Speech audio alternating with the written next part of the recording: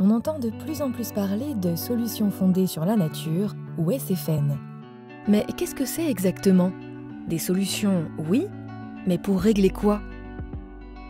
L'idée est de s'appuyer sur la nature pour relever les défis sociétaux auxquels nous sommes aujourd'hui tous confrontés, comme le changement climatique, le manque ou l'excès d'eau, l'érosion de la biodiversité, les problématiques de santé, de sécurité alimentaire, le développement socio-économique.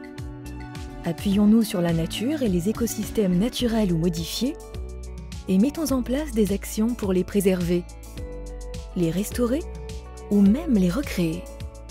Car oui, la nature est bien faite et les solutions qu'elle nous rend sont à privilégier en première intention, car elles nous permettent d'agir de façon complémentaire dans une approche globale et de répondre à de multiples enjeux simultanément. Ces solutions sont pérennes et souvent bien moins chères. Par exemple, en redonnant libre cours aux rivières et en préservant ou réaménageant des zones d'expansion de crues, on limite une aggravation des effets des inondations pour protéger les populations. Et les zones humides, parlons-en. Leur restauration permet de nous prémunir des effets du changement climatique en stockant temporairement l'eau quand elle est abondante et en la libérant quand elle se fait rare. Elles filtrent et améliorent également la qualité de l'eau et sont un extraordinaire réservoir de biodiversité. Partons en ville, où beaucoup d'espaces sont imperméables. Il est possible de redonner sa place à la nature en créant des îlots de fraîcheur et en végétalisant davantage les espaces. Les bienfaits sont immédiats. On respire mieux, le cadre de vie est amélioré, l'eau s'infiltre mieux dans les sols, ce qui signifie plus d'eau disponible pour les nappes phréatiques et ce qui limite les débordements des réseaux de canalisation dans les rues.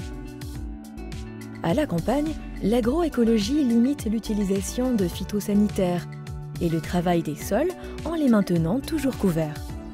En conservant ou recréant des haies et des bosquets, l'eau est interceptée à l'échelle de la parcelle et peut s'infiltrer vers les nappes souterraines. Les cultures sont alors plus diversifiées et la biodiversité, tant dans les sols qu'en surface, peut reprendre ses droits et apporter à son tour tous ses bienfaits. Sur le littoral aussi, nous avons intérêt à préserver les espaces naturels d'une urbanisation galopante et souvent massive. Avec le maintien des systèmes dunaires et des milieux littoraux humides restaurés, nous pouvons créer un espace tampon naturel pour protéger nos territoires habités de l'élévation du niveau des eaux. Et parfois, les solutions fondées sur la nature peuvent venir compléter des solutions d'ingénierie, comme par exemple un système de traitement des eaux usées, accompagné d'un espace naturel de lagunage extensif.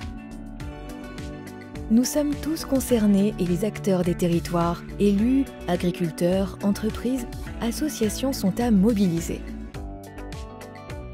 Tous les territoires détiennent les clés pour s'adapter et relever collectivement, à l'échelle des bassins versants, les défis du changement climatique. Les solutions sont dans la nature. Utilisons-les.